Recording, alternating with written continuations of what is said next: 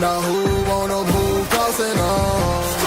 Now who wanna move out on? If you got stripes and you let the city know you rock 'em, yeah we got 'em, yeah we fought 'em. Like that black and orange up on 'em, bingo bottle, never stop it. To the beast and know 'em. Who they rockin' with the diamond stripes, flossing on the ring. Cincinnati, she's our queen, we gon' show the world. What's up everybody? This is Ted Karras for the Cincinnati Bengals and the Cincy Hat, and you're watching Bengals and Brews.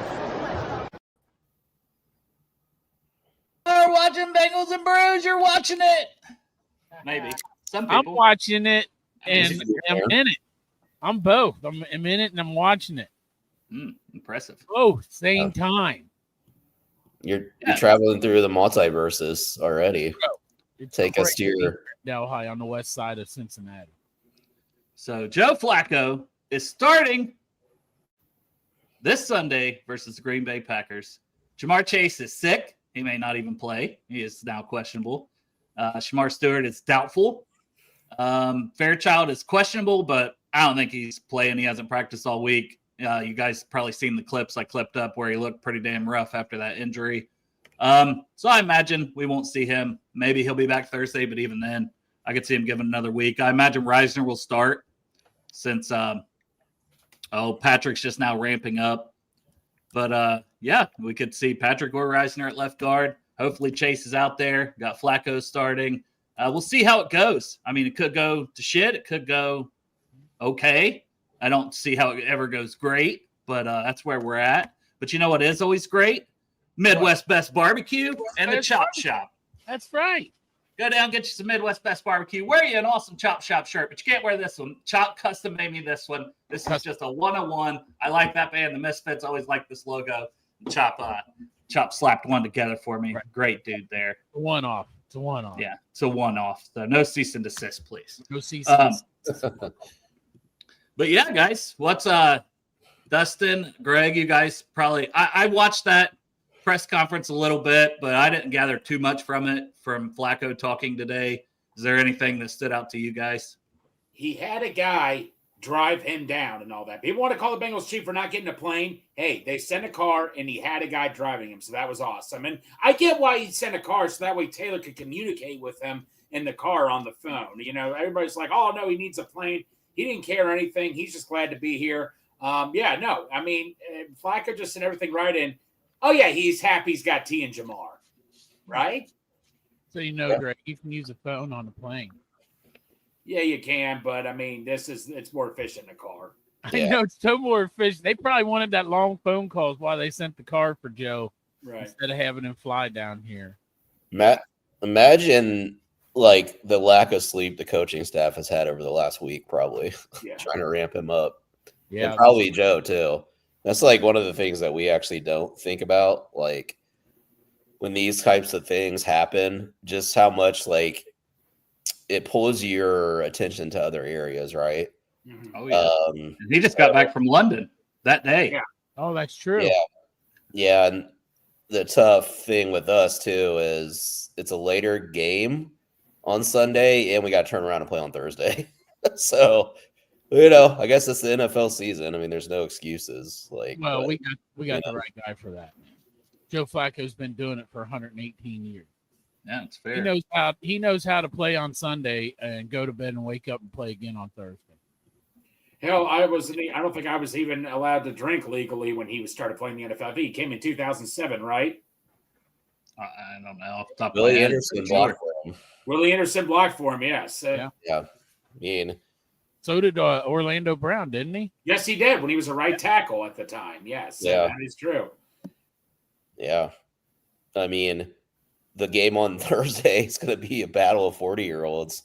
Rodgers and that's what I'm saying. Like that game on Thursday, I said right away when we got Flacco, and I wonder if we're going to set an NFL record for the oldest combined age of the two starting quarterbacks. It'll be 81. That'll be the age of the combined starting quarterbacks on Thursday Night Football. So Flacco came in 2008, just when I was allowed to drink. When I was 21 years old. Holy crap, dude! And that's when I had hair at the time, also. You had hair 2 weeks ago. Yeah, you'll be able to talk about this, but is there part of that is like kind of depressing, just like the lack of young quarterback development that we still have? like 40-year-olds playing. Like we had to go grab Flacco because there's nobody else really, you know. A little bit, yeah. But you also see how like some of these quarterbacks teams give up on them and then they go to another place, a new system, and bounce back. The Sam Darnolds. I mean, even Geno Smith. I know he's not playing well now, but that happened to him. There's a lot of those guys. So you wonder if Trey Lance is going to be one of those next ones. You know, and hell, even Mac Jones, right? Had a pretty good game for the Niners a week ago. Oh, then we had a game. Then we had a game last night for the people that want to rust. He attempted one pass, and Pork Chop was very thrilled about it. Bro, he threw it in the dirt like 20. He threw it about 20 yards in the fucking dirt. And I'm like, God dang. Like, please, anybody watching this game that was clamoring, and I used the word clamor for Russell Wilson, please refer to that one pass. That should be his last pass ever in the NFL. He should not be on the sideline. When they play again, it should be Jameis Winston backing him up. I apologize, Russ, but, man, that arm is trash. Well, I do think it got tipped in all his defense. Or his arm got hit as he was throwing. What a chop. Rod Daba agrees everything you say because he was running into the dead saying, get him back here. Can he play? Can he play? He didn't apologize for the team position. He's like, I can't take this anymore. Get him back. Brian Daboll was like, I don't give a shit about your concussion protocol. He was yelling at the doctor to get Dart back on the field. Now there's an investigation into that. So Bro, Daboll probably got a concussion from that goddamn headbutting he does on all the players as soon as they do something, man. That guy's a maniac. He's animated. He doesn't hide his emotions at all. You know? I mean, speaking of animated, Cam Scatapoo, boys. Bro. Oh, my God. I don't know how long he'll make it in the NFL, but damn, he's fun, right? And he runs hard. If he makes it for the end of the year without a career-ending shit, man, then that's a feather in that dude's cap. Well, I'll just never forget the Peyton Hillis steroid season that got him on the cover of Madden. That guy was juiced up. So it's like, is Scatteraboo going to be able to maintain this? But who gives a shit? If I was a Giants fan, I'd be thrilled to have that guy at least for this season and for now and for the current, the immediate future to be like, fuck it, I've got this guy, got Jackson Dart. Be pretty excited. I mean, they're winning now that Malik Neighbors is out because Ohio State's wide receiver and LSU. Right, Dale. Now that they got those shit ass fucking LSU receivers out of the way, they're starting to win. What happened to your boy Brian Thomas this year? Brian Thomas, I'll tell you, Brian Thomas was never super high on my radar going into the draft. I honestly thought he was more of like a second round pick. He surprised me because he wasn't the guy at LSU. That was Malik Neighbors. So it was Malik Neighbors. Jaden Daniels was my big fucking giant hard on draft picks out of LSU that year. And Malik's got early career injury issues already. I know. Well, but Brian Thomas isn't a good example of like sometimes you can't trust rookie years, because like people break out, they get tape on you, and it's like they're a different player. Well, I mean, also he's got Travis Hunter throwing the ball to him, so he's at a disadvantage. Trevor Lawrence. Yeah, I was going to say they moved Travis Hunter to quarterback too. It wouldn't surprise me. Yeah. Well, Travis Hunter. The two of them got together, they combined, and now it's just Travis Lawrence. Going back to last night's game, though, that does show you like even teams that have played in the Super Bowl and pretty much have the same roster, that doesn't mean you're going to be good again. No. Like it's pretty phenomenal how fast rosters can fall off in the NFL, like quick. Zach Bond's probably playing like the worst linebacker in football, and they gave him a contract extension, Yeah. So like Scatteraboo ran him over a couple of times. He missed so many tackles. Like that's the fickleness of the NFL, just how like quick you can turn. Yeah, and I mean just the Giants. If you would have said 3 weeks ago, the Giants are going to beat the Eagles on Thursday Night Football, people would have been like, "You're batshit crazy." Yeah, like that's not happening. But yeah, you just never know. So hopefully we can get our lightning in a bottle as a 40-year-old Joe Flacco to. I will say this, right? And it's kind of like we come on to a Tuesday show. We talked about it gives us something. It gives us some hope. Well, it sounds like that's the same feeling the players have. Like, hey, at least you're trying to do something. I mean, that's what it sounded like when they talked to Jamar and these guys. It's not Jake. Show us you want to try, right? Because clearly this isn't working with Jake Browning, and I know he's pissed, and I have some mixed feelings on him in the locker room. I know everybody's just burying him like your bum ass play and this, that, and the other, and I'm not disagreeing. He played really bad, but man, I want a guy who's a professional to be a little pissed off that they lost their starting job and that they're not the guy anymore. Like, I don't know, you know what I mean? But that's my thoughts. If you guys let me say this about too. that. I agree. And I feel like I have a really good way of looking at things objectively, and I understand that he's pissed. But at the same time, how many times do you think Joe Burrow's been pissed? How many times do you think Joe Burrow's felt unprotected on that line? How many times do you think Joe Burrow thought it's not just him that's making this team bad? But Joe Burrow has never fucking not one time put it on anybody but himself, and that's what a leader does. And that's what the quarterback is of a football team. That's what we look to lead us. And some guy that's in there that's pissed off and he's showing his emotion. And they said, "Are you going to help Joe?" And he's like, "I'm learning the game plan myself." He's not going to help Joe. This dude's super pissed. Joe said he is. He's helped, but it was like he's helped me with some things. But yeah, who knows? So to me, I'm just like, I feel like so. And like you said, that the players are saying it's a change in this, and they're saying that because they're friends with this guy. This guy's been in the locker room with them for 4 or 5 years, man. They're good friends with Jake Brown. Ted Karras said it. Ted Karras addressed the elephant in the room and just said, "Look, I just want to say Jake Browning is one of my best friends, and so I'm in a weird spot here," and which is true. But the fact is that Jake wasn't doing it. I'm not sure Joe does it, but it's a change. Like Santori said before, if the milk is bad in the fridge, you just get rid of it. You don't think about where you're getting your next gallon of milk. If it's no good, you're not going to drink from it. So that's what we're doing here. I just felt like Jake had a bad attitude, and I felt like the guys in the locker room are probably inside super fucking stoked about Joe Flacco. But unlike Jake Browning, they didn't just say that shit in their locker room interview. Because Jake Browning would have just said it in the locker room interview because he wasn't holding back. Well, and his body language on the field. But go ahead, Dustin. Like he was throwing picks and just and he was in his own head, and it was bad. Yeah. There's it's called emotional maturity. Yeah. Being a quarterback in the NFL, you're damn near like royalty, like a political figure. You got to be mature. You got to watch everything that you say and do. You're not always perfect. The locker room interviews that he gave just made me even more pissed, to be honest, when I heard from him. And you can already feel the difference, like just the vibe from Joe Flacco coming in. And like, it's kind of like an it factor kind of thing. Like Joe's probably a little too old for that to say it factor, but there is this just like a difference in like leadership. And I just feel like not only was Jake not performing well, I don't think he was leading in the right way either. And he wasn't inspiring people, motivating them. Listen, players know when a player can't play. Like they're gonna say nice things, but I think everybody on that team was just like, Jesus Christ, like he's going out throwing interceptions all over the place. What do you want us to do? So yeah. Let me ask you this: do you think?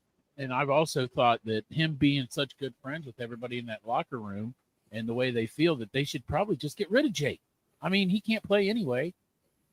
So I mean, we've already seen the how he's going to do if we put him out there, and him in the locker room being friends with all those guys with Joe Flacco coming in. I'm just not sure how that does. T-Brookie keeps bringing it up, talking about it. Well, here's a picture, T-Brookie, if you didn't see it. Jake Browning, you got Joe Flacco literally right there behind him. Good. So good. Yeah. I just wonder how that does in the locker room when you got everybody's friends with Jake Browning, and that's fine. You guys, they should be. They're family. And then Joe comes in and they're pissed for Jake. I don't know how it's going to go.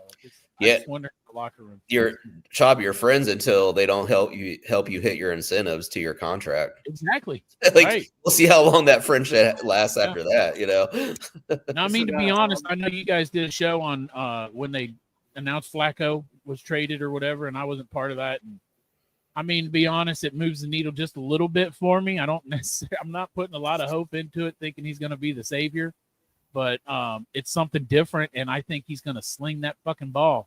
I think T and Jamar are going to be out there.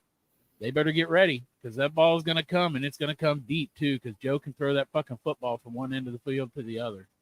Yeah, I mean, like I say, like you guys said, like to put a point blank, you can't mix business with friendship. Your friend, sure, you can be friends with someone, but if they're not cutting the mustard, you have to make a business decision right here. Just simple fact as that is. Is this the time to tell you we're kicking you off Bengals and Brews? Yeah, but He's like, I shaved this. We're still friends, though. We're still friends. We're still friends, Greg. We're still friends with benefits. Yes, we are. I still get to rub that bald head, right? Oh, he did leave. He's gone. Friendship's over too. Alan, man. All the brew crew know the joke didn't land. It's over. Arbitration. It's a no, it's okay. But no. Like I say, it is what I'm sure it is awkward, for them being friends with Jake in there. But like Dustin, go back what you said to body language. I mean, I get he's pissed, but like Dale, I remember you told me be pissed off at yourself. Still be professional, pretty much. Be pissed off at yourself. I mean, like Jake, man, you had your chance, buddy. You had 2 games. A lot of teams, like Jeff, like Dale, you were just saying, a lot of people are just giving up after a game or two with some of these guys. Bengals are very, very patient and very tolerant with giving more than one chance. We've criticized the Bengals for giving players more than one chance. So, Jake, man, I'm sorry, buddy, but you had plenty of chances. I mean, he had over 3.5 games. Yes. You know what I mean? Like, say this. It's not a small sample. Do you think that Zach actually agreed with Flacco? Because he never said that. Like, Tobin said, hey, how about Flacco? And then they discussed it, and then Tobin did it. But Zach never said that he was like, hell yeah, let's get Flacco.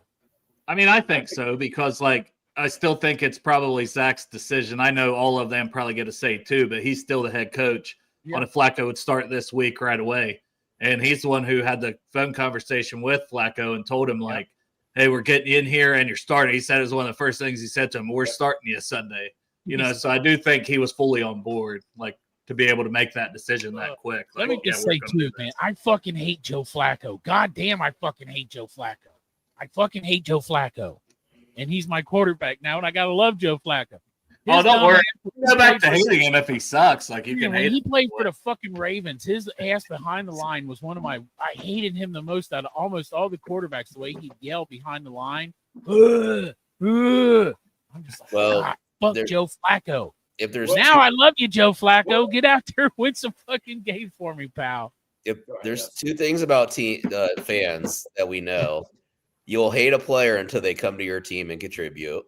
And you'll be optimistic about a player until they actually start sucking. And then everybody was like kind of selling us on Jake Browning, Oh, that's Team Titties. I was in. I was all in. Yeah. I was all in them titties. So, Dale, I forget if we discussed this Wednesday. My memory's gone bad. But the other way it came out that, well, like I said, they didn't even call the Giants for Wilson. Well, Chop, I want your opinion. Yeah. Well, let Dustin finish first. No, I was just going to say, like, it's like one of those things, like, where I am with Flacco, just to sum it up, and this is a cop-out answer, you just got to show me. Like, I'm going to be optimistic, but you got to show me. The Bengals got to show me before I get into this damn, hey, we got to win a couple games. And, like, I got to see it. Like, I got to, like, see it on the field. So, are we from Missouri, the show me state? Yeah. Oh, that's nice. All right, Greg. I think you were going to talk about the Giants. And I can't remember if we talked about Tuesday because I don't know that was out yet. Yeah, right? I think it came a day later. Yeah, I think it came a day later and all that. Yeah, so they didn't even call the Giants about Winston or Wilson. Then we found out the 2 other quarterbacks they were checking in on, Sam Howell, Drew Lock.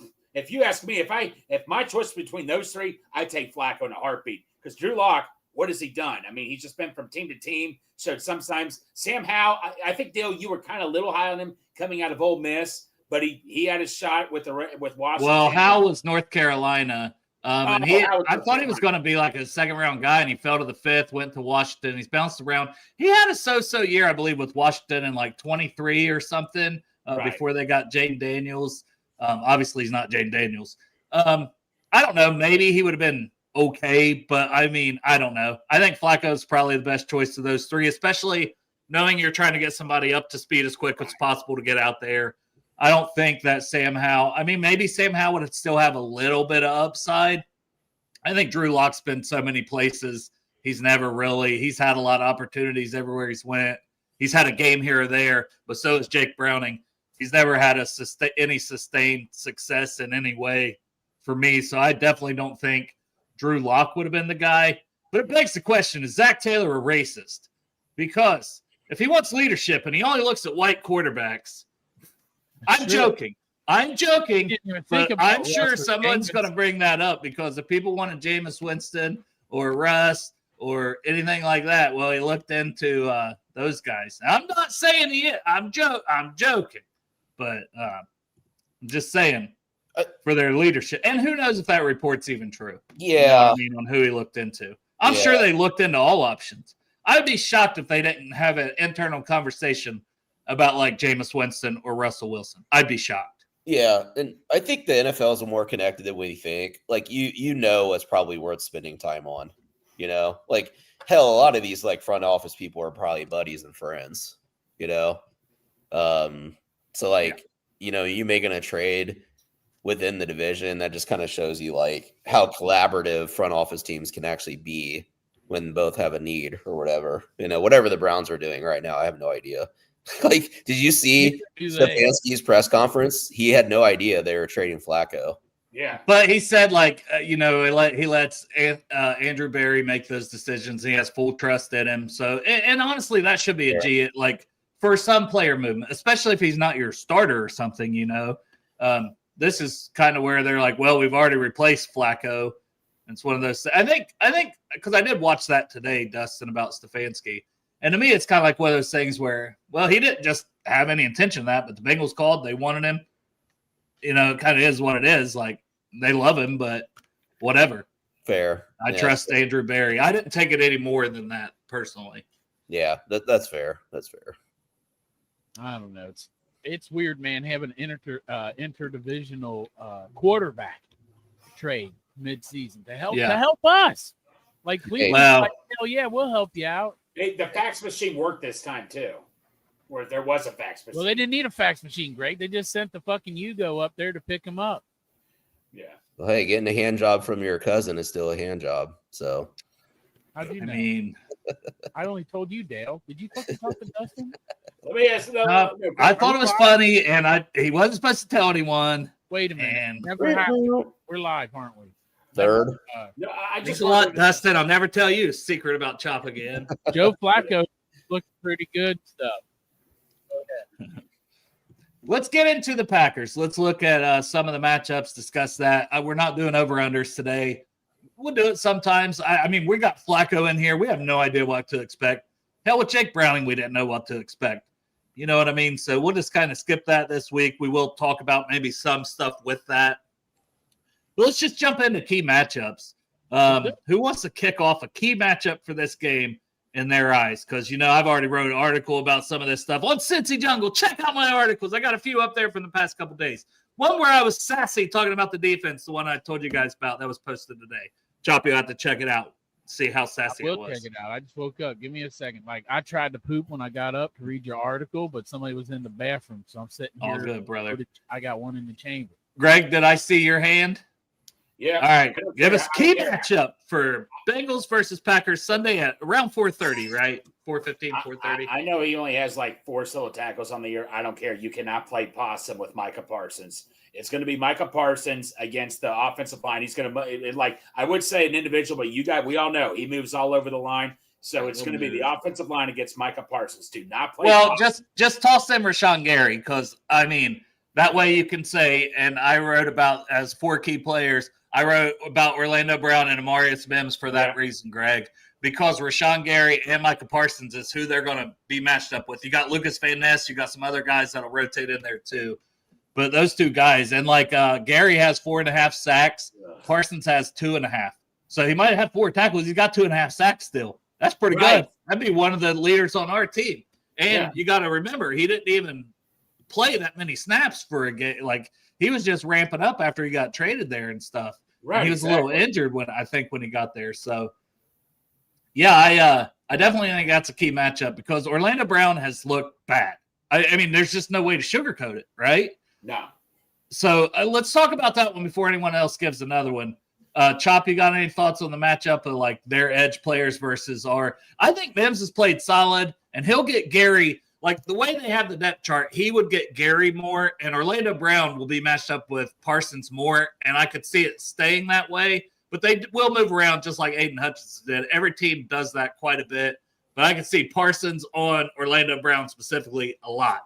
So if that's the case, Chop, how do you feel that goes?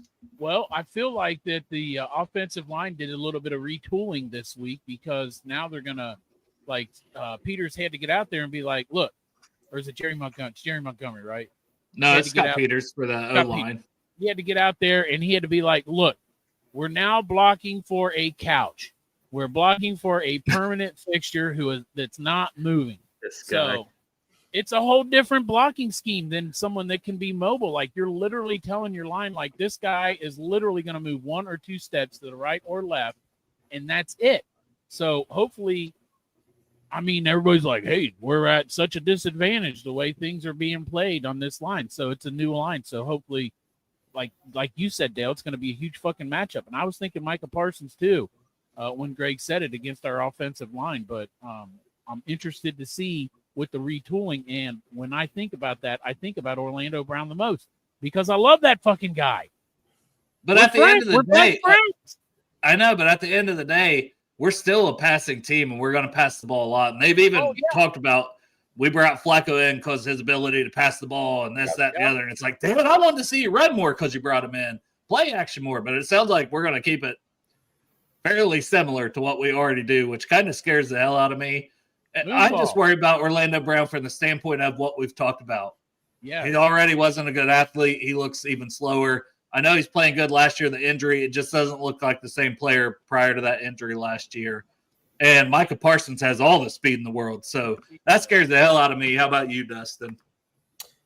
You guys have probably seen the Packers injury report. It's pretty lengthy. They did roll out Anthony Belton, their tackle. Bitch. Yeah, Devontae Wyatt's out, their D-line. Okay. Well, this is good to know because I have Devontae Wyatt had questionable, so he's out. Well, that'll put my guy Carl Brooks get more playing time.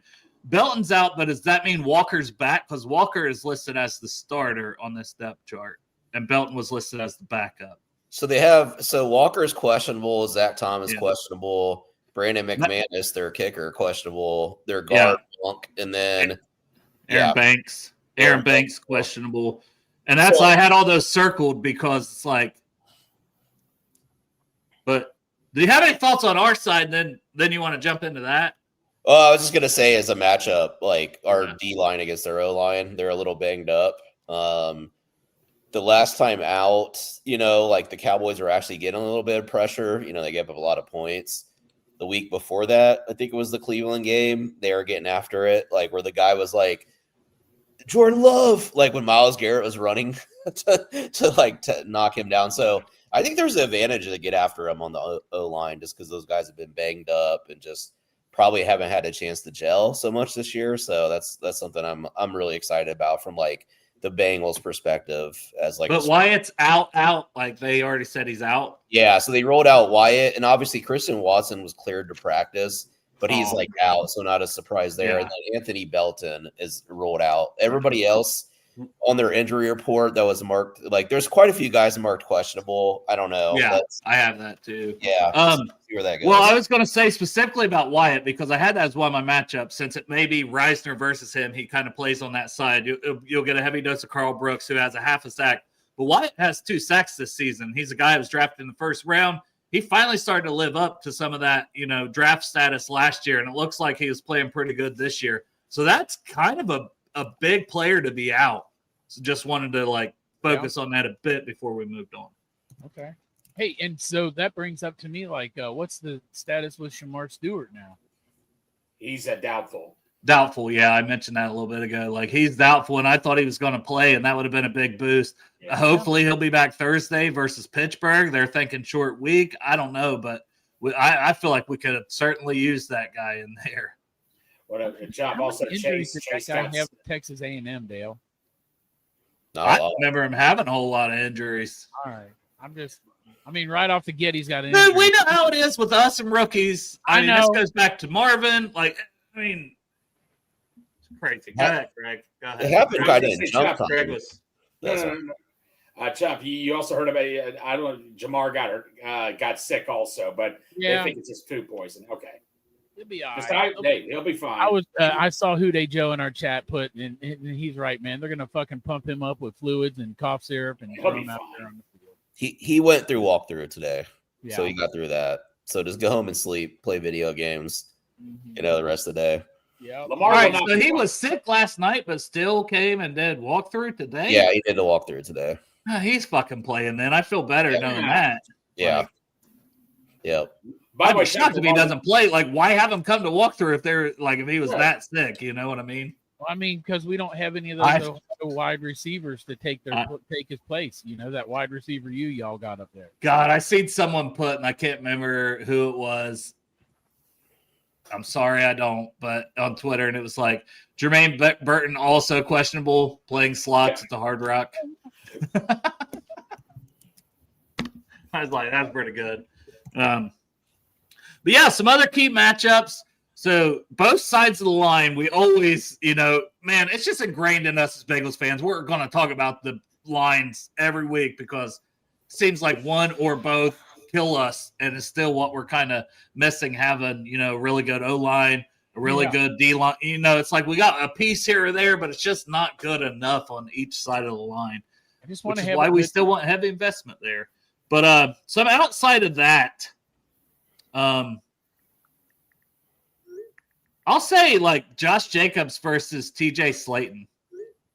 Ooh. I'm just using Slayton as an example. Our run defense as a whole. The Slayton played 80% of the snaps. He played in Green Bay, was drafted by Green Bay. Our D-line coach, Jerry Montgomery, coached in Green Bay. So, like, those guys coming back and Slayton coming back, and Jacobs averaging 66 yards per game. So it's nothing crazy, but that's pretty solid. You're getting almost 70 yards a game. And I feel like if they get their run game going, it's definitely going to help their play action. It's going to help Jordan Love, who can scramble. So let's contain the run game first. If we can contain the run game, force Jordan Love. Right now, he's got 8 touchdowns to 1 interception on the season. So I feel like he's being put in good spots, but he's also taking care of the ball. Yeah. But if we can shut down that run game, maybe we can put him in some bad positions, have to throw a little more and create some turnovers because he's not doing it otherwise this season. So that's one of my key matchups. Anybody else got a key matchup? Chop, you got a key matchup? We've all went with you. I was going to take that low-hanging Micah Parsons fruit that Greg stole from me. Thanks a lot, Greg. Well, you want me to give you one here? Yeah, give me one. Like Xavier McKinney, their safety versus like Flacco because turnovers. Yeah. Let me tell you, Dale, now that I think about it, I'm thinking, what's their safety's name? Xavier McKinney? Yeah, they signed him to a big deal just like a year ago. Right. So, I mean, let's see what he's got against Joe Flacco, the guy that's been doing it since the fucking NFL was invented. See how that works out. What I've been thinking now that I think about it. What about you, Greg? I'm going to throw in one more, Dale, since we have a hard time with tight ends. Hey, how about this guy named Kraft that I wanted so badly? Yeah. Yeah, I've got that. That was the last one I had written down too, Greg. I said versus Hill and Battle specifically, or the linebackers. I think there's going to be a lot of different guys getting their shot at him, but yeah, he's very good. Their leading receiver, by the way. Continue. Yeah, is Musgrave still playing? No, Derek's guy was Musgrave. You and I were Kraft. Derek, is Musgrave still there too? Yeah, he's still there. So I mean, the tight ends we do not do well against. I mean, it's just a historical fact. So Kraft, we'll say, is it Kraft or Croft? It's Kraft. Tucker Kraft. He's got 225 yards, 2 touchdowns. He's averaging 56 yards a game. He's their leading receiver as a tight end. So, that's the guy that we're going to have to – so it's a big one to mention, and that's the last one I had too, so glad you brought it up. I haven't seen anything, Chris, on Cedric Johnson or Dejon Anthony who are eligible to come off IR. And I think typically don't they have like a 21-day window? So the Bengals are probably thinking with this game and the short week on Thursday that they won't even consider those guys till after those couple games, see where injuries are at and things like that. But as far as I know, I haven't seen That's what I was just thinking. Brought Like, him back. Stewart's doubtful for this week. He's probably doubtful for Thursday too, because it's just like a few days away. Who knows? Who knows what the damn Bengals, I right? just want to put the goddamn Steelers so I don't have to pay fucking Tyler Kelly any money. Yeah, I do think getting back to the tight end matchup and just general, Dale, you're kind of mentioning it too, but I think the Packers are definitely going to want to come out and pass the ball. They're currently struggling to run the ball. They're like 28th in the NFL,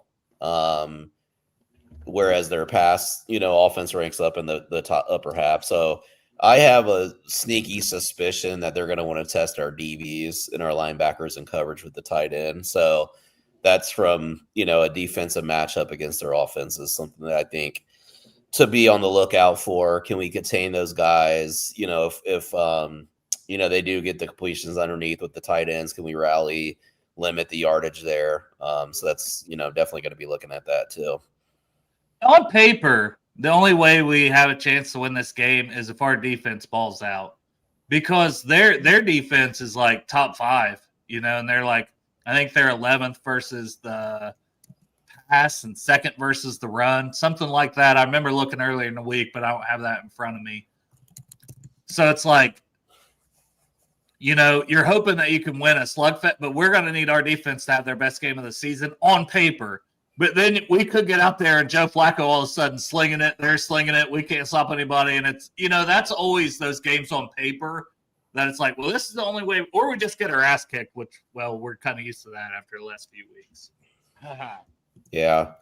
I mean, the Packers are coming off a game where they got pretty torched by the Cowboys. And that was probably like the first game that they did, because like Cleveland was like 13-10, and then who else did they beat? Some good team week 1, right? Well, Lions, but first games of the year, it's really hard to like, it's like one of those things. So it's tricky. It's one of those things that like you got the names and stuff like that. I mean, there's obviously there's dudes up there, but it was kind of crazy. They weren't getting a lot of pass rush on Dax in that Dallas game. Now they've had the bye week, so they're coming off their bye. I'm sure they tinkered and made some adjustments. That pass rush definitely still scares me, but I do think there's opportunities if we can hold up in protection, establish a little bit resemblance of a running game where we can get our receivers in favorable matchups. I agree. We just have to hold up in protection. It's a huge question. If Parsons and Gary go off on our tackles, we're in trouble. Plain and simple. Yeah, and I think what you do too is you target Parsons in the run game. Like try to get out on the edge against him. Just like that can keep the pass rush at bay a little bit, man. We gotta be able to just establish a little bit of a run game. I don't care if we're averaging 3.8, 3.9 yards a carry. Like, let's stick with it, at least show it. We have, and on paper, it doesn't feel like the week to do it because, like I mentioned, they're like the 2nd ranked rush defense, and ours has been so bad. We're like 2nd lowest, rushing the ball. So on paper, it's like, but you have to try. You got to try.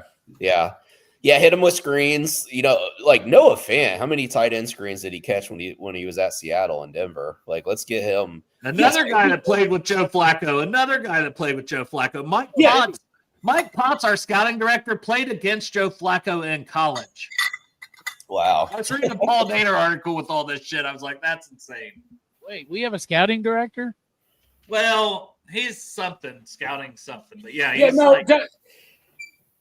Dustin, you got me fired up here about Noah Fant. Let's use him right. Let's use Noah Fant. You got these weapons.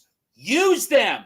Okay? It's like somebody giving you something for Christmas. Someone gives you a crock pot, all these cooking tools, all this awesome stuff you can cook with. You wouldn't use it. You wouldn't use a crock pot. Would you stop it, Dale? Would you stop it? Let me finish. Maybe get a calzone. You know what that person ends up doing? They go to the gas station and get a frozen meal and just cook it up because they don't use all the good cooking equipment they have. Sometimes gas stations have elite burritos, though. Yeah, breakfast burritos specifically. I'm talking frozen food like a lean cuisine that you don't want to eat.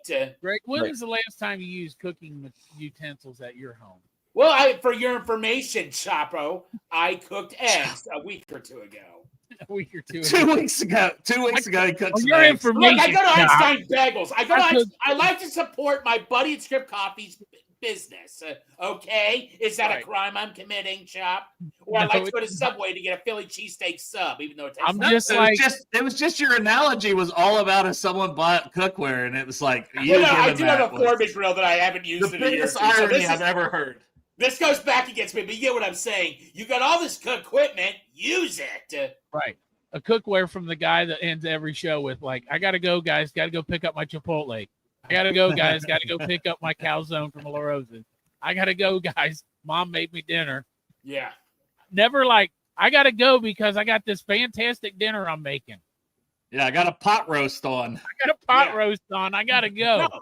One job I have you guys know right now, I got beef Wellington right in my oven right now. No, I don't.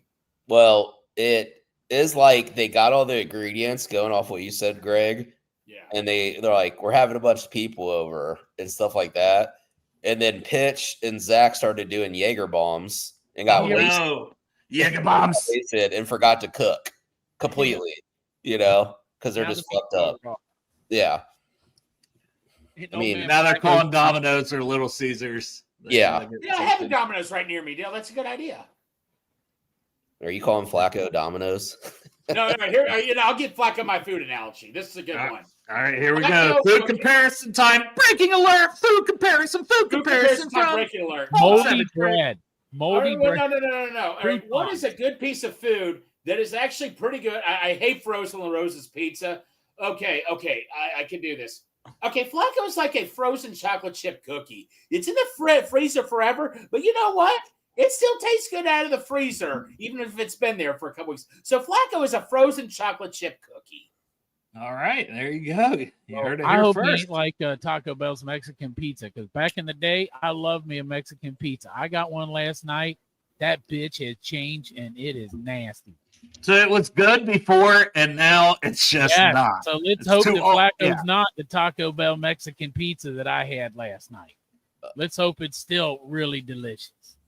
For Flacco to be delicious. Delish. One thing I wanted to add to the game too, I expect the Packers to go for it a lot on fourth down in the money zone because Brandon McManus does have a questionable tag to him. Yeah. So they're probably not going to want to put him in positions where he's like booting long field goals. So just a note there. They said they'd have a plan, and I don't know what that meant. So it could be going for it. Maybe they have a practice squad kicker. Does anybody know? We're trying to look. They might just activate somebody else if they do. Yeah. I don't know. Yeah. So maybe we can win, special teams, the other part of it. I keep asking for special teams to make a play every week. I feel like, I keep I'm like that guy holding up the sign.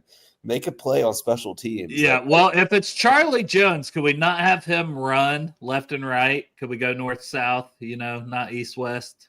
Yeah, that blocking scheme that they were trying to cook up for that, it didn't make sense. They're pinning him to the left in the blocker. Everybody's like, why is Charlie Jones running wide? I was like, that's where the blocking was set up. He had to go that way. So I didn't like that scheme or whatever Darren Simmons was trying to cook up. Yeah, and I'm glad you pointed that out because me just watching him going, what the hell is this? Like, go forward, bro. Yeah. And then he did and got, popped off like a 40-yarder. Yeah. He still got that juice. It's still there. Let's break one off. What week was it when he broke up that kickoff return against Cleveland last year? I forgot what week. Oh man, it was like week 1 or 2 or it was early. I thought it was early, wasn't it? Was it early? Yeah, it might have been. I can't remember for sure. Yeah. So let's get something out of that return game. Get those hidden yards, man. You can start the ball at the 50. Put points on the board. Oh yeah. Defense. We got a guy that can shoot the ball from the 50 now. Yeah, true. Anything else on this game? And then maybe let's kick around, just give some predictions on the NFL because I got that schedule in front of me this week too. I just want to say one more thing about this game. We got hope. All you fellow Bengal fans, we got some hope. We got old man Flacco.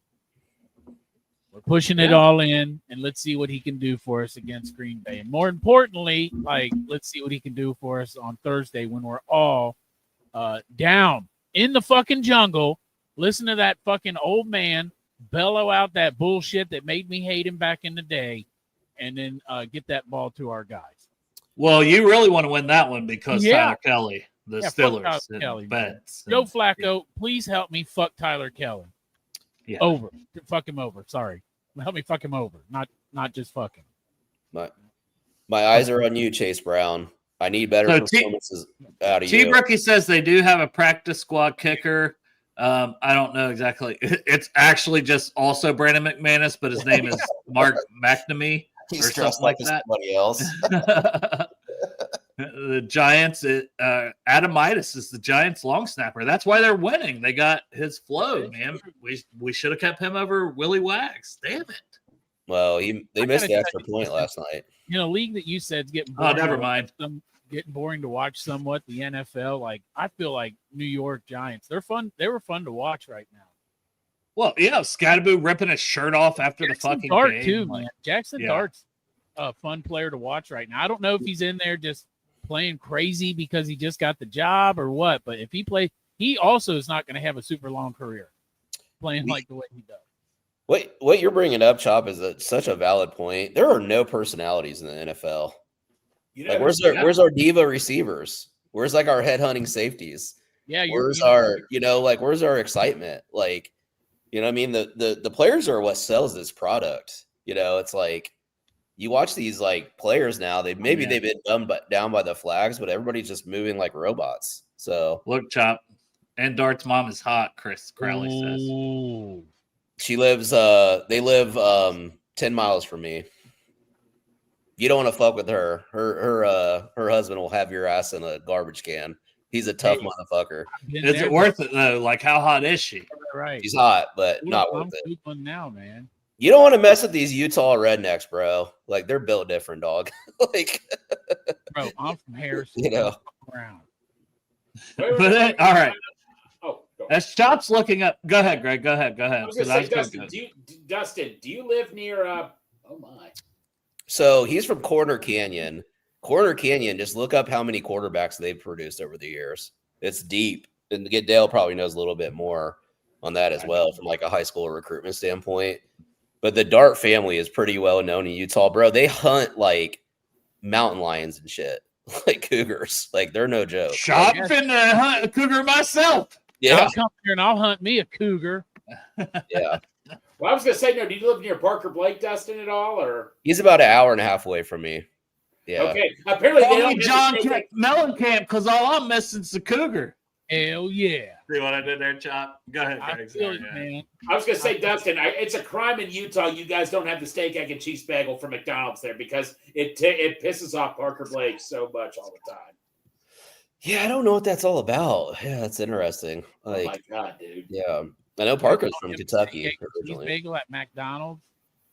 Yeah, the steak, egg, and cheese. Parker says he'll literally come to Cincinnati, and that's what he looks forward to. I don't blame him. I got the Mormons hate steak, egg, and cheese bagels.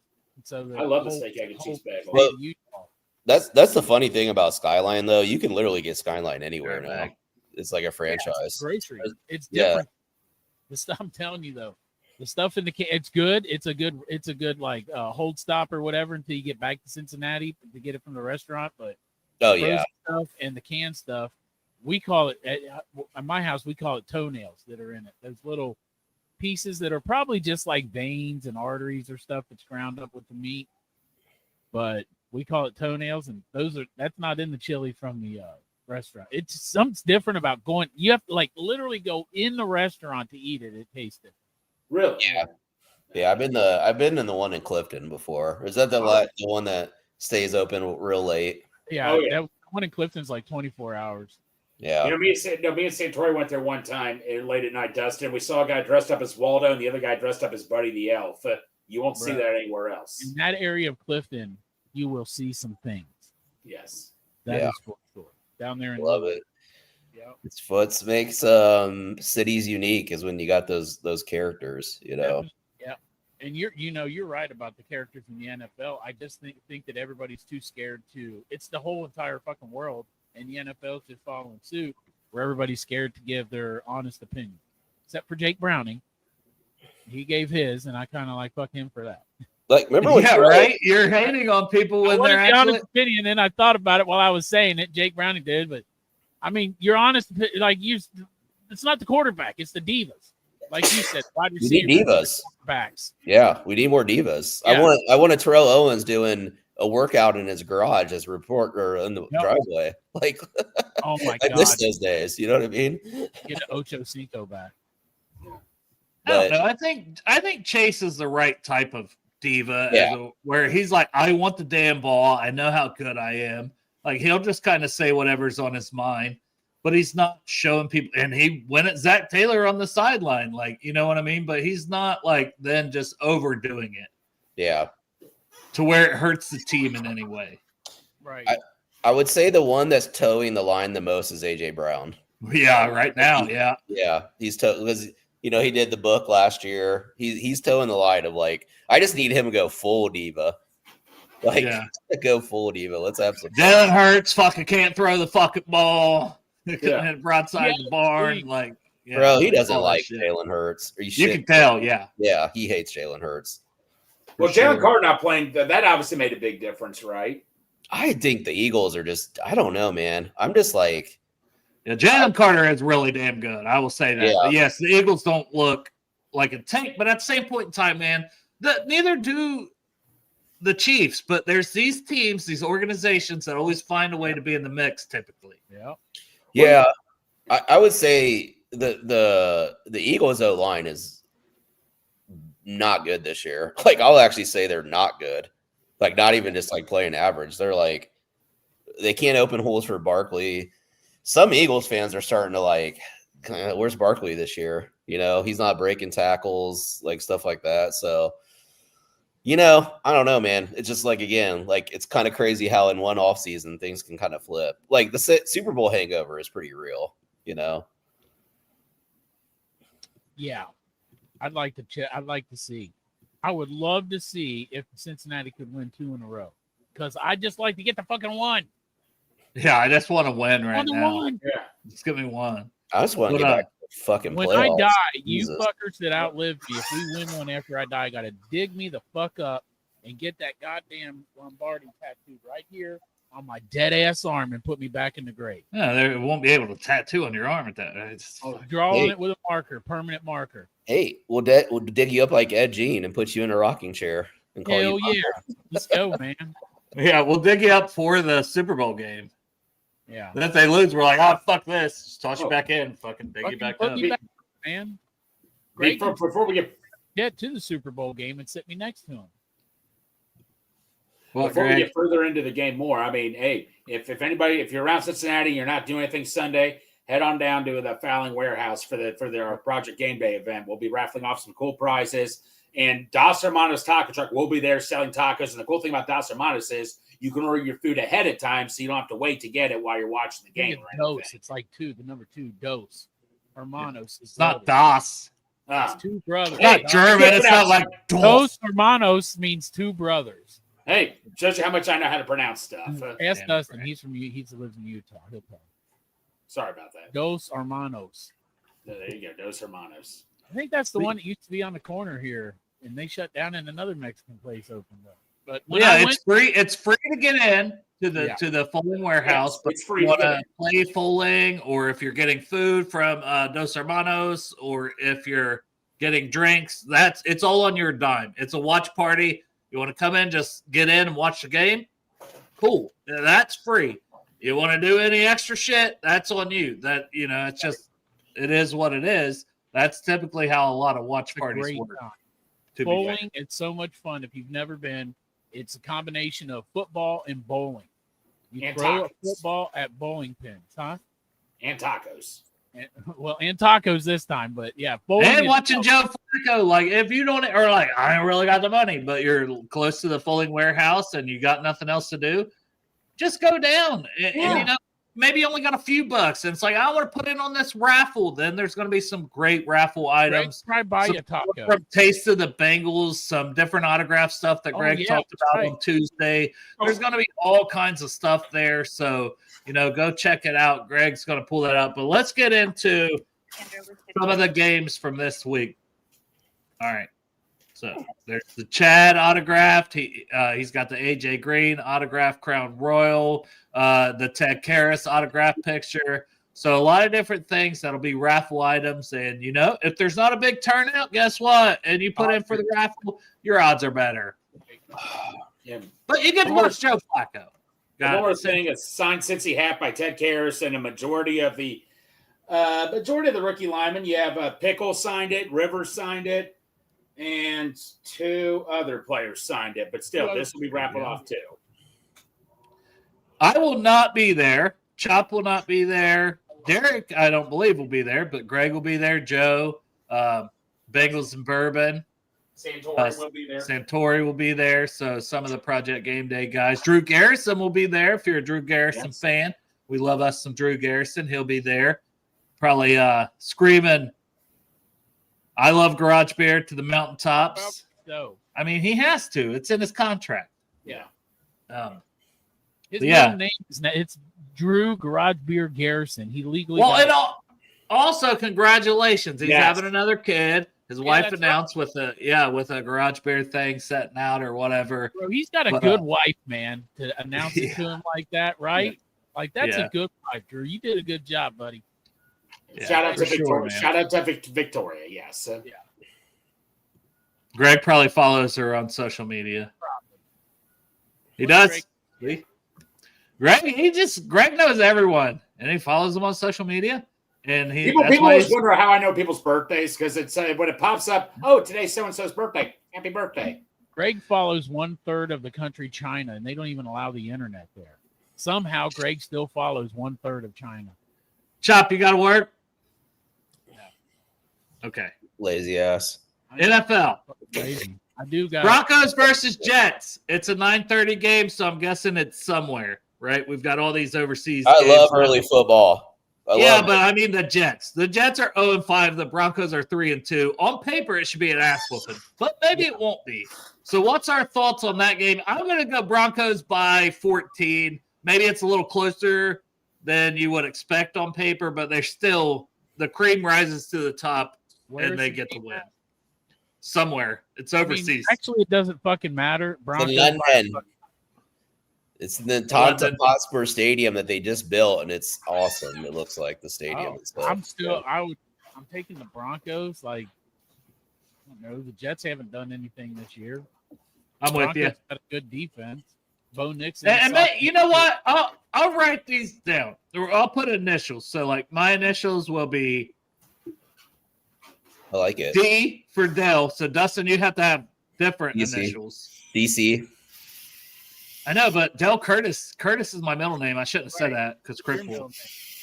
DD. Dustin Dane. Dane is my middle name. There we go. DD. Dane should have went with that one. And then we got Chop, Greg. So Chop is also for Broncos. Yeah. Broncos. Denver's laying 6.5, so I'm going to take the Broncos, and they cover the spread too. So, I'm trying to. All right, well, that one's easy. We just all took the Broncos versus the Jets. I mean, I'm sorry, Jets. Prove us wrong, but you're 0-5, and it looks like you're looking at a number 1 draft pick. You're hoping Dante Moore comes out. You're hoping that Lenore Sellers balls out the rest of this year and declares. Like, get somebody like that because Garrett Nussmeier is not the guy you want if you're picking number 1. My number 1 quarterback's Mendoza now. He's in my top 3. You know, and it's last name Trinidad something. The guy that's Trinidad Chambliss. Yeah, I don't know what he would do in the NFL at like 6 foot whatever, but he's a fun college quarterback for Ole Miss. This dude was not even a 1-star recruit, man. Went in through like fucking Cincinnati State and then worked his way up. Now he's Ferris State. Yeah. Like he's got a good story and he's pretty good. Yeah. All right. Quarterback. Next game. Number 1 though. Garrett Nussmeier's not, unfortunately. Listen, it's making us both look bad, and our bet looks like shit. $50 a piece on him to win the Heisman. We got the Rams at the Ravens. So the Ravens are unlikely to have Lamar Jackson again this week. They are 1-4 versus the 3-2 Rams. Do the Ravens find a way to play better than they did last week, pull out a win because they need it? If they drop to 1-5, I know what they're still whatever betting on favorite to win the North, but man, you can only lose so many, right? Before you're just fucked. like you're playing catch up all year. We've been there, and it's so hard to climb back into it. I'm going Rams. I'm still going Rams. I think they're just the better team. The Rams look good this year. If you ask me, I think the Rams look good this year. Am I wrong? They look solid. They're 3-2. Yeah. They probably should have beat San Fran, but they fumbled at the goal line, couldn't pull it out. It was a good game though. 3-2. They could be 4-1 versus 1-4 Ravens without Lamar, is what it looks like. I actually think the Rams should be probably like, what are they net right now? 3-2. They should probably be like 2-3. They should have lost to the Colts. I don't want to give the Ravens any moment. Oh. I'm gonna say I was the first one to kick the Ravens when they're down and calling them washed after the first game. I'm going to pick an upset. I want to say the Ravens are going to pull one out. Well, they're at home again too. Yeah. And they were so bad last week. And they're a team that finds a way. So they could bounce back. So I think that's fair. Yeah, and I actually eyeball test. I haven't not been super impressed with the Rams thus far this year. I just haven't. So I think they're not reaching my personal expectations for them. But it's Cooper Rush, just toast, and their defense is so injured and so bad. I could see Puka Nacua going off for 200 receiving yards, Kyron Williams 150 rushing, because that defense is atrocious right now. But it's one of those things to where you can even throw out all the rhyme or reason of how things look. The Ravens, historically, this is a game they'll find a way to win at home. They'll find a way to win. Kyron Williams probably won't do shit because he's my running back on my fantasy team. Right. He fucking killed it for me last week. But I'm still going. Me and Chop are going Rams. Dustin's going Ravens. Greg, who do you think pulls it out? Rams at Ravens. Well, I know the Ravens are watching this show right now, so I'm not going to say Rams because I'm going to piss the Ravens off. So I'm going Ravens because my luck picking winners is dog shit. So I'm going to let it work the best of me.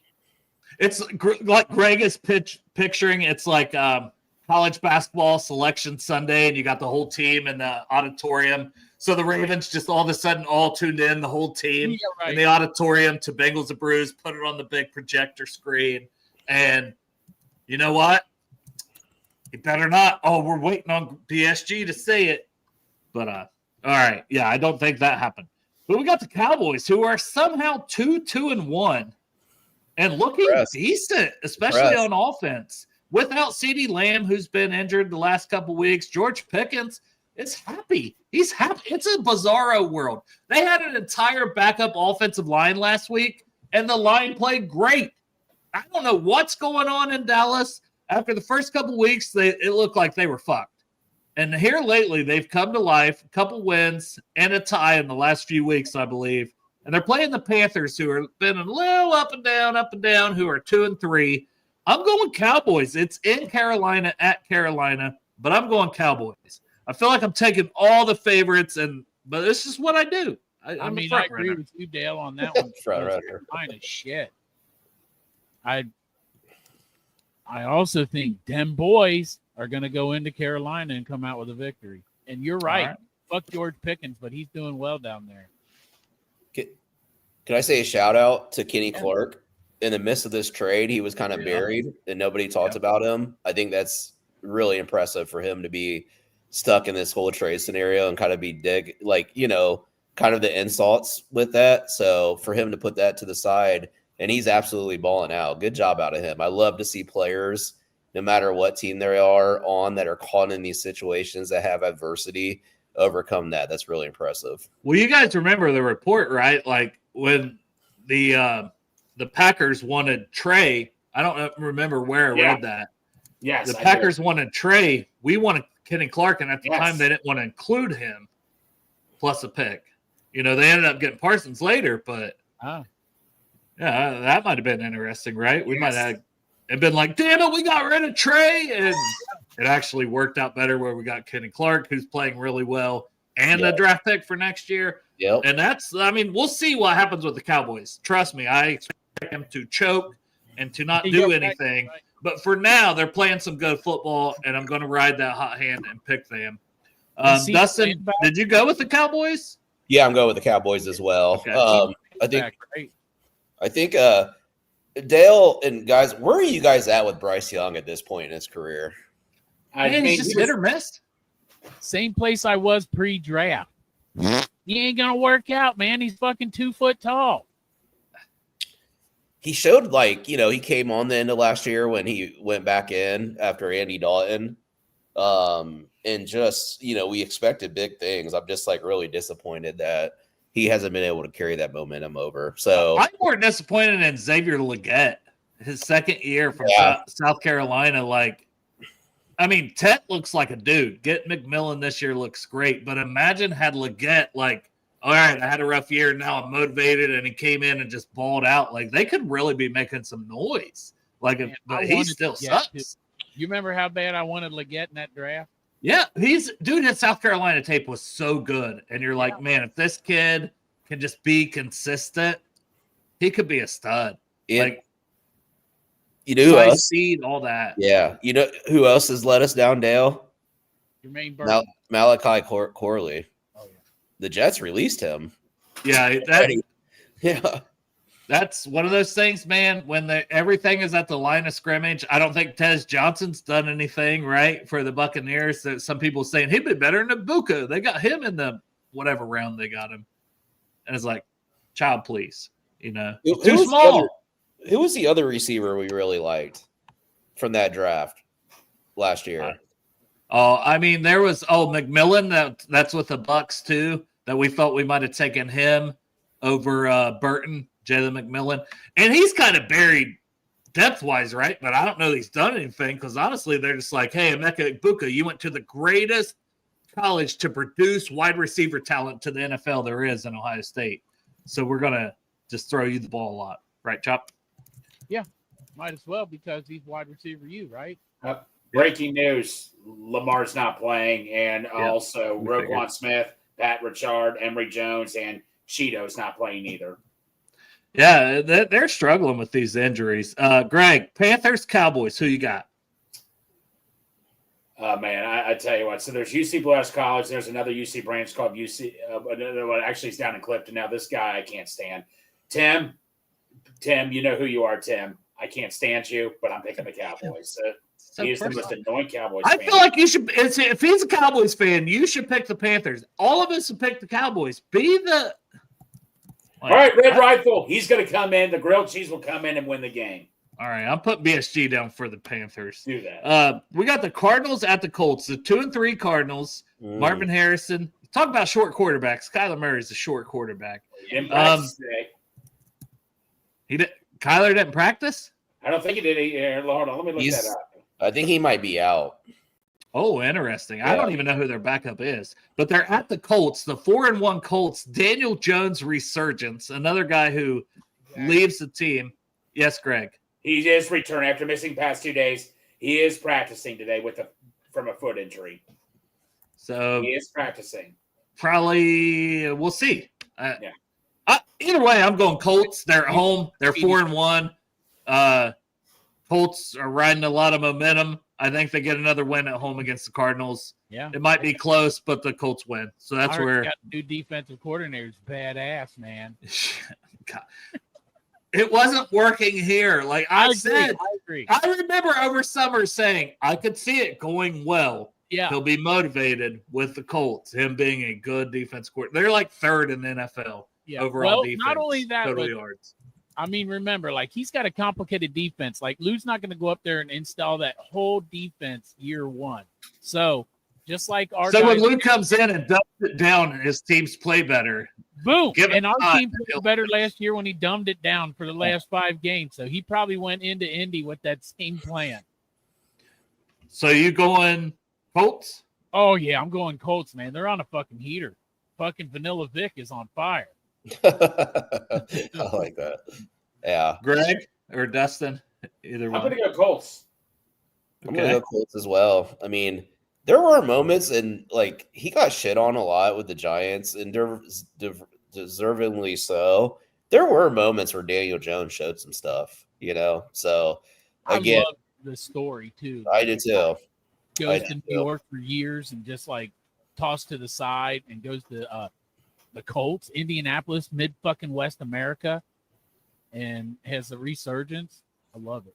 I mean, he's from Duke. You know, he went to Duke. Like, you know, it's hard to go to New York. And that's why Jackson Dart, maybe it's not long term, but what Jackson Dart and Cam Scadaboo and those boys are doing for the last couple of weeks is exciting because it's hard to play there. The scrutiny you're under, like me to watch, and I'm here in Cincinnati.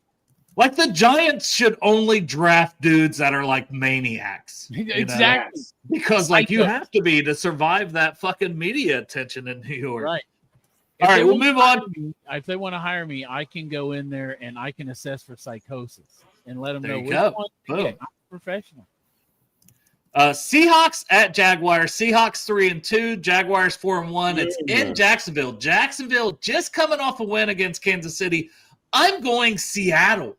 Ooh. Sam Darnold, Jackson Smith and Jigba, Kenneth Walker, Zach Charbonnet, decent defense. Gray Zabel, one of the best guards. Imagine that. We kind of knew, like, hey, that's a good pick for them. They need O-linemen. I'm going Seahawks. Man, this is where we go different then, Dale. Boom. This is a little miniature upset. Hey, look, Dane, you were asking me about my fucking BTJ, and here we go, man. He's going to help him get back. Plus, I think Trevor Lawrence is playing like he thinks he's going to get fired. And so that's why he pulled to Josh Allen with the last game, and I see that continuing into his game this week. So I'm picking the Jags. You know, guys, this is kind of fun. Maybe we should do this instead of over at another. I know, right? It is kind of fun. This is way more fun.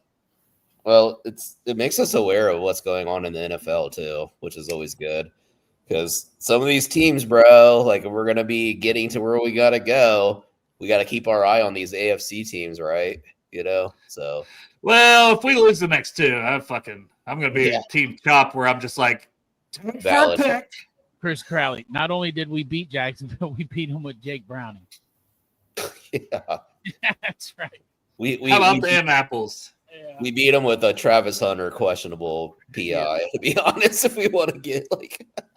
It was. I can't lie about it. Like, I hate that call personally. Like, that went against us. Right. Anyways, who you picking? We got a lot of games covered. I'm gonna go with Seattle. I think they're gonna want to bounce back. Just a fun team to watch. I actually think Sam Darnold might be even playing even better than last year, which is crazy. Yeah. So, just a fun, and like anytime Seattle's good. Their fans always show up, but it's always great to like see the 12th man. Shout out to the Mariners. They're playing deciding game tonight. So, Eugenio Suarez, man. Yep. Oh, shakala. But yeah, Seattle. Greg. Yeah. Seahawks, Jags. I'll go with Jaguars. They're on it just makes the Bengals look good every time they win. And that's a 50-50 split. That's more like it. We were agreeing too much. I didn't like it. Yeah. We got the Chargers at the Dolphins. I feel like we may agree on this one. It is in Miami, but is that even home field advantage when you play in Miami? They're 1-4. I feel like their fans don't care. They barely cared when they're good. They're certainly not going to care when they're 1-4. Chargers are 3-2. They need a win. I think they get a win here. I'm going Chargers. Chargers. Also, man. Sorry. Yeah.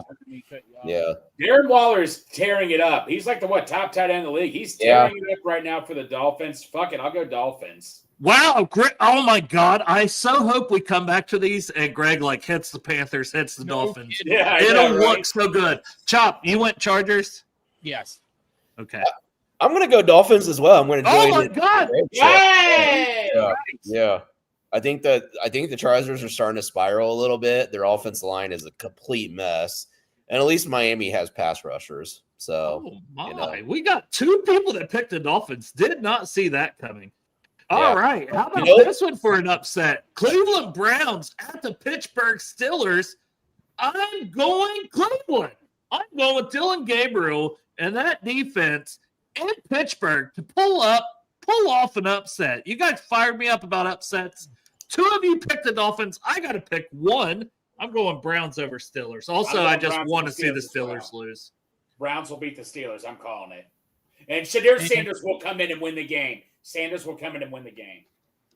Well, I doubt that, but I'm going to pick the Steelers. And the reason I'm going to pick the Steelers is I'm going on Greg's theory here, and I'm picking the opposite of what I want because of my fucking bad luck with the Steelers.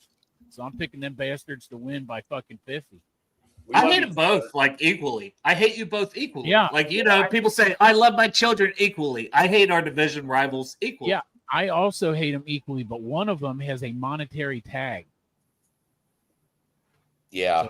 So fuck Pittsburgh, and I hope they win.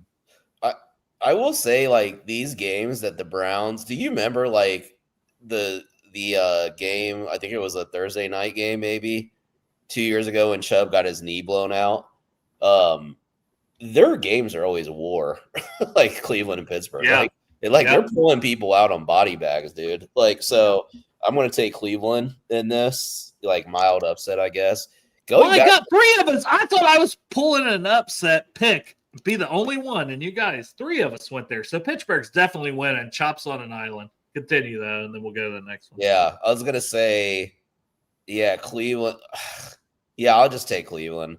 I was gonna say back to our last game, Los Angeles at Miami. I was pretty surprised the spread on that's only 3.5 of the Chargers being favored. So I don't feel so bad about taking Miami. Wow, that's shocking. We're getting 14-point spreads because we're so ass, and the Dolphins are only 3.5. It's insanity. Hey, by the way, happy birthday, Chris Jenkins. The Bengals just announced it's his birthday today. Happy birthday, mutant. And with my logic, Dale, on the whole pick in Pittsburgh, it's kind of like we all picked the same. No, I imagine, though, that I definitely – it's in Pittsburgh, too. Like, they do have a pretty good home field advantage. They're kind of on fire at 3-1. They had a bye week last week, so they had a whole week to prepare for Dylan Gabriel. Watch that London game. They probably should. I'm changing my pick. Since two of you picked it, I'm changing my pick. I'm going Steelers. I'm front running. Fuck the upset picks. Here we go. Right. All right. Patriots at Saints. The Patriots are 3-2, coming off an impressive win against the Chiefs. No, that was the Jaguars. Who did the fucking Patriots beat? They beat the Buffalo Bills. The Bills. The Patriots beat my Buffalo Bills. See, I tried to block that out of my memory, Crip. And they're playing at New Orleans in the Buffalo's whiteout game. Their brand new uniform. Wow, that is crazy that they won that game. Same thing happened to us with the goddamn Patriots with our orange. Remember? They fucked us. The Saints are 1-4. I can't pick them. I'm sorry, I can't. Spencer Rattler's not playing bad football, but I'm going Patriots. Drake May, just a better quarterback. They find a way to win with a better quarterback. And improved to 4-2. Mike Vrabel. People are going to say maybe the Bengals should have got Mike Vrabel. Double D. I'm taking New Orleans. I actually think the New Orleans has been pretty frisky in games. Like they have. Yeah, they were with Buffalo. I think the Patriots are coming off that big win. So maybe they're still riding a little bit high from that. So that's going to be another upset of mine. New Orleans take down the Patriots in the Superdome. I'd love to go see a game in New Orleans. Their fans look freaking awesome. I've been to New Orleans before. It's such a fun city. So I would love for the Saints to actually be good, to be honest, because they're just a fun town, fun team. Well, what's the uni combo for the Saints? Because, like I said before, man, the Patriots, they just fucking beat Buffalo when they just rolled out their brand new all-white uniforms. And then last year, the year before, the Patriots came to Cincinnati. We rolled out our all-orange for the first time, and they fucking ran through us. So I'm going to pick the Patriots anyway, but God help the Saints if they're rolling out some fucking brand new uniform. Yeah, if they got special uniforms, then chop. I'm going to put uniform. I'm going to put uniform above your name as I write this down. Uniform dependent. Yes. The Patriots. So that way, if the Saints, if the Saints are wearing a special uniform, you still pick the Patriots. You're picking the Patriots either way. Pick the Patriots anyway, but if the Saints wear the Patriots pick the Saints also. The Saints also pick the Patriots if they roll out some fucking brand new. The Saints will lose by 40 if the uniform. I got you. All right. Caution. Right. NFL, do not wear your new uniforms against the goddamn Patriots. Vegas might have something for that too, some kind of line. Greg, Patriots, Saints, who you got? Patriots. All right. Moving on. Titans Raiders, the shit bowl. 2-1-4 teams. It's in Las Vegas. I almost said Oakland. I never know where this team is located, to be honest. They bounce around so much. They're like fucking whores on cots. They just bounce from one to the other. I'm going to go Titans get their second victory, even though it is in Vegas. Cam Ward, I'm riding that high. Brian Callahan, save your job, sir. I'll agree with you, Dale. I'm going to take the Titans just because Vegas is shit. And I'm going to roll with my boy Brian Callahan, see how he does. And like you said, the number 1 overall pick, Cam Ward, see what he's got. What you got, Greg? To be fair, they should not have won that game last week. Like that was I'm going to run along with Chop here. I'm going to go Cam Ward also. I feel bad for Callahan. He needs to get himself a win here. He's going to be looking for a job next year. Yeah. If that last drive by Cam Ward was brilliant, though. He's showing some signs this year. I like what I've seen in a few spots. It's just crazy that Callahan hasn't been able to develop their offensive line, their dad, because they spent a lot of draft capital. So even if you draft offensive linemen, people, it's not only going to work out. No, like we should take. They also got Kevin Zeitler, right? Do they? Is that where he went? They did sign Kevin Zeitler, I believe. Yeah. And Dan Moore to play left tackle, which is probably why they're sucking. That guy sucks. Oh, so this is going to sound like elder abuse. I'm kind of sick of the whole Pete Carroll thing. I think he's been ass of a coach for a while now, Yeah. And this team looks worse than last year, the Raiders. So just kind of over the whole chomping the gum, blah, blah, blah, blah. Let's give some young coaches some opportunities in this league, to be honest. Nonetheless, I'm taking the Titans. Yeah. The Raiders will probably win. We all took the Titans. Both teams suck, to be fair. If the Raiders are going to win, Ashton Jeanty will have to have like 150-yard rushing game, is my guess. 5 touchdowns. What? 5 touchdowns and 225 yards for Ashton Jeanty. Well, I hope so. He's on my fantasy team. Right. No shit. Well, you ain't playing me. Go for it. Now, we had a battle of 1-4 teams. The next one on this list is 4-1 teams. The 49ers at the Buccaneers. Mm-hmm. That could be a low-key, really fun game. Mm-hmm. Also in the 425 window, same as the Bengals. I'm going Buccaneers. They're at home. Baker finds a way to pull one out, but I bet this is a fun, good, close game, even with Money Mac Jones at quarterback. Again, is what is expected for the Niners this week. I think that's why it's close. Honestly, if Purdy was in there, I'd go Buccaneers heavier. I'm going Buccaneers. I would also take the Buccaneers. I think the Buccaneers are a good team, and it's another one that I love to watch. Like, discarded by Cleveland, Baker Mayfield goes down there and just balls out, man. He's the guy down there in Tampa, and I love it. And not only that, but that game's in Tampa, and it's still hot as fucking Tampa. Like, Florida's still hot, I think. Like, their last game was over 100 degrees on the field. So the heat's also part of that. In San Francisco, it's like perfect weather. It's like 70 degrees year-round. Yep, I'm going to go along with Chop. Baker's just been tearing it up. And, Mac Jones is doing well, too. But Baker, man, it's at Tampa. I got to go Baker. Baker's got the hot hand right now. And, Dale, didn't you love it how Baker – what he did to Ohio State that one time with the flags at the but you heard him after the game talking to Jackson Smith and Jigba. I'm kidding. And Egbuka, who's his number 1 receiver, not Mike Evans, none of those guys. No, it's a Mecca Egbuka from the Ohio. He walked up and he said, I don't know what's in the water with the Ohio State receivers. You guys are amazing. Baker said that. Just saying. So I'm messing with you. As long as I don't have any LSU guys, you'll do okay. What you got, Dustin?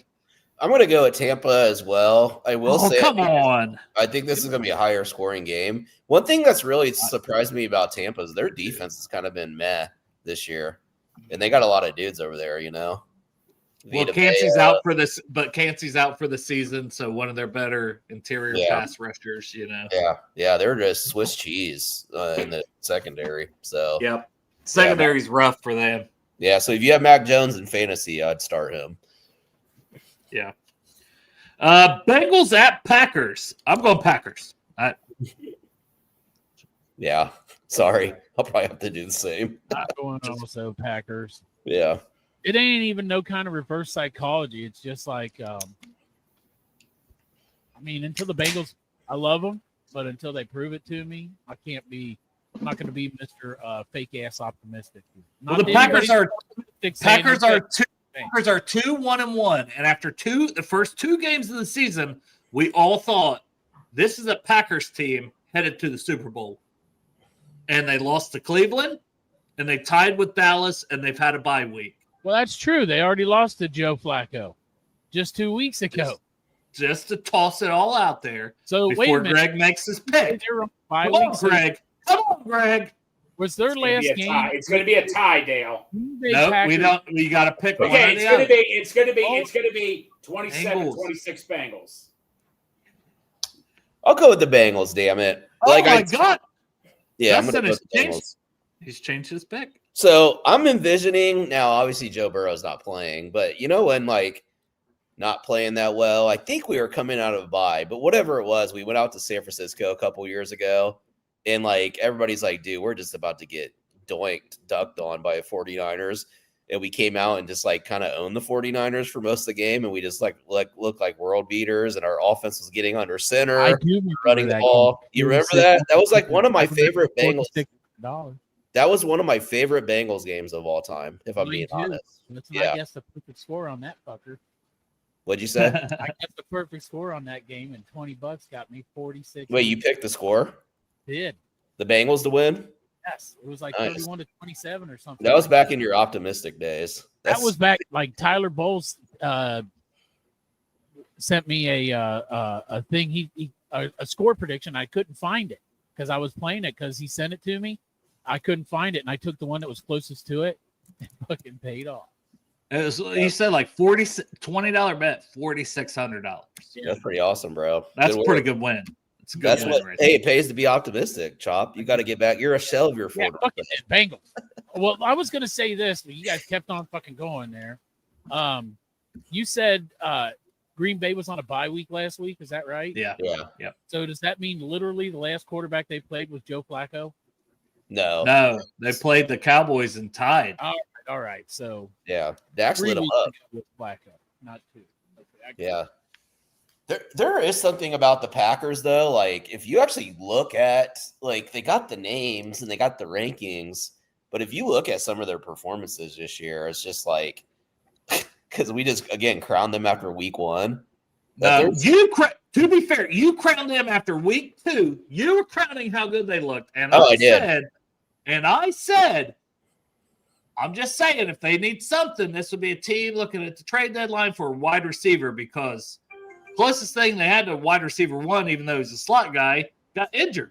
I was like, they might be in trouble. That was Reed out of Michigan State, Jalen Reed. And I was like, they don't have Watkins. I'm like, I know they got Dobbs and all these guys, I'm like, Matthew Golden, but I'm like, no one's still, to me, a number 1. Even if they had those guys, no one's still a number 1.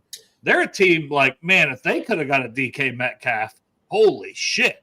They would be a tank, but I still think they're lacking that. And I still picking them to beat us, but I think that's going to be their kryptonite in the playoffs and stuff like that. They're not going to have the guy to go to. That's fair.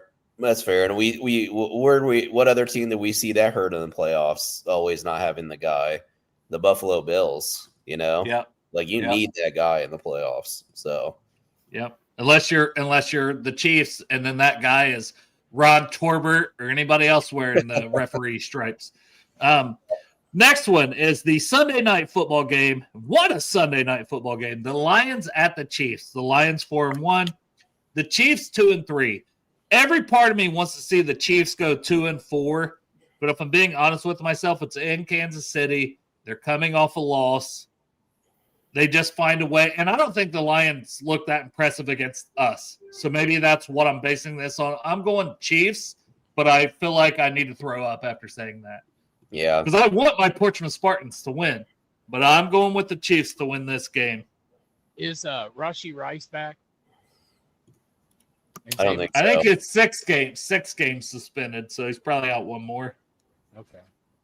I'm going to go Lions. I just feel like the Lions are going to pull this one out in Geta Stadium or whatever.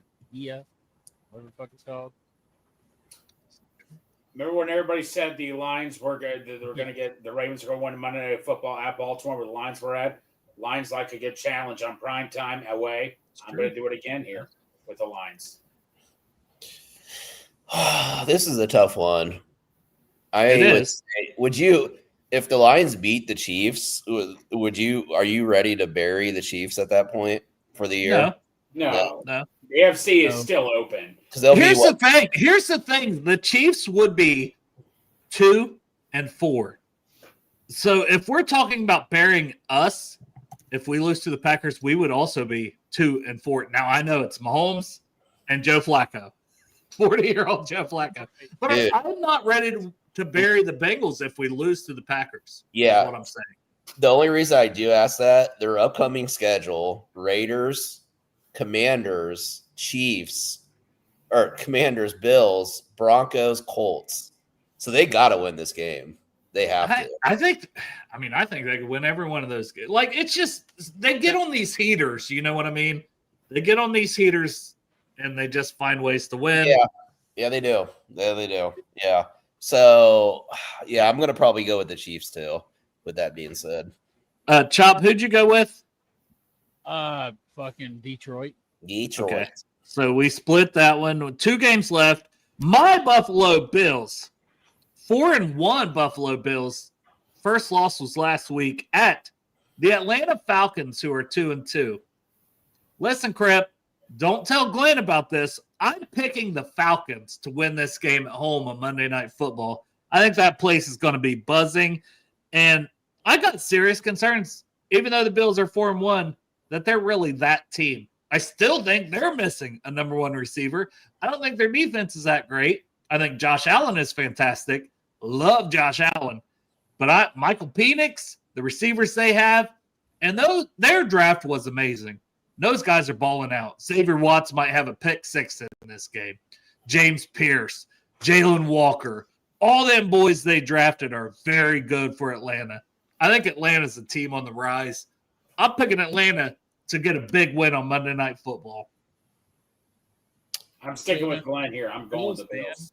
Initially, I love the Bills, and so sticking with the Bills. I think they're going to be pissed off about that loss against their division rival, the Patriots, who they probably had at the bottom of their division in their minds. It might have been less like a looking past them kind of thing, but I think they're going to go into Atlanta pissed off. I'm going to go Atlanta. Kyle Pitts is coming into form. He does look good. And Joe Brady has turned Josh Allen into a dink and dunk merchant. And that's what we want, right? Like Bengals fans want Joe Brady. No. I don't. Just because 1 year at LSU where he didn't even call the plays. He didn't even call the plays. Remember, Kieran always told us that, Chop. Who called the plays? It was that old guy. Yeah. That they had. I don't remember his damn name. Yeah. I don't think Joe Brady. And just like the Saints, Falcons are one of those fun franchises. Like when they're good, like there's just it's a great, like, I don't know. There's something about their unis. And bro, the Dirty Bird when they wear that Michael Vick, like let's fucking make dogs fight each other. No, I love dogs. That was a joke once again, like the Zach Taylor. I'm making jokes. It's Friday. I'm having fun here. It's jokes, okay? Don't take me seriously when I make jokes. I love animals. I love my dogs. I had a dog fucking cut out my dog. I did beat that other dog, that pit bull dog, with a broomstick. I didn't shoot it. I should have shot it because it fucking bit my fucking dog in the fucking dog neck. Enforcement agent. I called the actual police because they wouldn't let. They said, "Has a person been bit?" And I was like, "What the fuck are you talking about? No, bit my dog. That's like a person. That's a member of my family. What the fuck are you talking about, you cunts?" Anyways, last game. Before we get out of here, the Bears at the Commies. Jaden Daniels is back. I got to ride with Chop on this, even though the Bears are my team. Bears are 2-2, but it's in Washington. Washington's 3-2. I've seen what Washington can do on Monday Night Football. They did it last year to us. Jaden Daniels is going to shine very bright, but I do think Terry McLaurin might not play, but Jaden Daniels will find a way. And Bill Krosky-Merritt, the Arizona running back kid, is killing it. He's killing it. So I'm going with a heavy dose of run game for Washington. They find a way to win, and Jade Daniels part of that running game. I'm going with the commies, but man, there's still part of me that thinks the Bears can be something. I'm not giving up on Caleb. You're not giving up. I'm the only guy still holding out here. Told you months before the draft that the number 1 overall pick in that draft was my nephew, fucking Jaden Daniels. Well, this is number 1 versus number 2. You know, prime well, time. and you're gonna see that it should have been flipped around.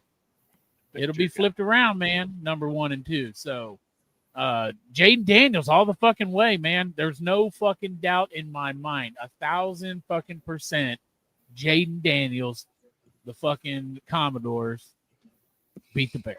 Go ahead, Mike. Hold on, Greg. I'm going to go with the Commanders. Jaden Daniels is back. You know, but like I say, well, Terry McLaurin's not playing though, is he? I think he was. That's what I was saying. See, Greg, I talk and Greg don't listen. I said I don't think he's playing. No, he's out. I'm going to go with the Commanders as well. I think Jaden Daniels against that Bears defense, that's kind of he's going to put up an amazing performance. And I'm going to make myself NFL commissioner for a second. Why the fuck don't, instead of doing a double Monday night game, do you guys remember during COVID when we had a Tuesday night game? The Bills. Dude, I would be all in on a Tuesday game instead of 2 Monday nighters. But once again, player safety, this, that. But they don't give a shit about that with all these Mondays and Thursdays. Exactly. Flying across country. They don't care. For our pure entertainment, give us a Tuesday game. Because Tuesday, there's nothing. And even college football, if I was a commissioner of college football, now they're starting to put Tuesday games like with Maction. Washington. God damn it! I do say Washington. I'm such a fucking hillbilly. God damn it, Fred. Yeah. Let's make Tuesday games a thing. Let's have some fun. Make Tuesdays great again. Yeah. Make Tuesdays great. I hate the double game. It sucks. It's probably cool for you because, like, by the time the second game's over, it's still just bedtime. Yeah. But I just don't think there's any need to have 2 Monday games. It'd be like having 2 Thursday. What is the point of this? 2 Sunday night games. What is the point of that? It's 1 game in prime time for a reason. We don't need 2 different ones going. It's fucking stupid. Games. It's the dumbest shit. There'll be 2 Sunday games, 2 Monday games, and 2 Thursday games, and that'll be the one thing I did think they cleaned up is they're not doing that. Remember they were doing the dual screen a little bit where they would zoom in on the other game. Like, so you'd be watching the Bengals on Monday night and they'd bring another game in. So you get a small screen. I think they stopped doing that. So at least they've taken feedback on that at least, But last night was the sports orgasmy where every sporting event was going on. Hockey, baseball, football, NBA basketball, which it was preseason. Yeah, and then there was soccer as well. So like every professional sports league was playing on the same night. You just had to bring up NHL. The Blue Jackets lost, started the season with a loss. They got a goal taken away. They lost 2-1 in Nashville. Very disappointing. I hate their rotations last night. They need to get their goal scorers on in the same shift, but whatever. Man, fun show, man. I'm gonna have to print these schedules off more often. If not, Dustin, I'll just be like, pull up the schedule. We're gonna have to do these games. But I like it when I can print it off because now I got it on record. See, I got all our picks here. I got our names on who picked what.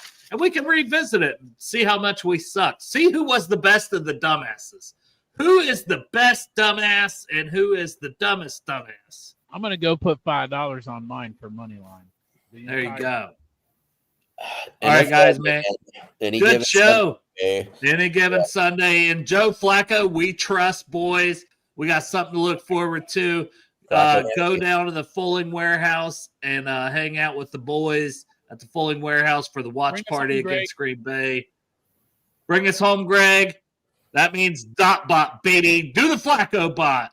The Flacco bot. I'm tired, but I'll do Joe it. Flacco.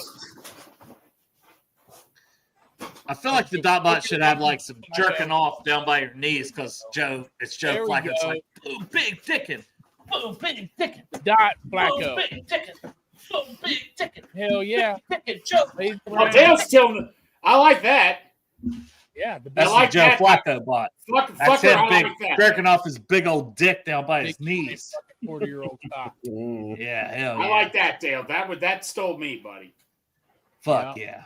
I was just, you inspired me, Greg. And There you go. I will be joining Iceman on his show with the Godfather, Anthony Cosenza at 5:30. So if y'all want to tune in, check that out. So I can watch. I'm going to keep drinking beer, and we'll see No how that rum? goes. No rum No today? rum. No. Last week was rough. Rough Friday that continued into Saturday. Then a rough week that only Chop knows about. We'll keep it that way. Yeah. But Yeah. very to do a hand job from a very cousin. stressed, and I feel like if I drink rum, I just end up being an asshole. Probably so. So I'm just gonna stick with beer and be fun for now. I don't know. I mean, I'm fun on rum too, but I don't know. Yeah, whatever. I love everyone. Me We too. love you too. Love you too, bro. I'm gonna go poop. I love everybody. And it's always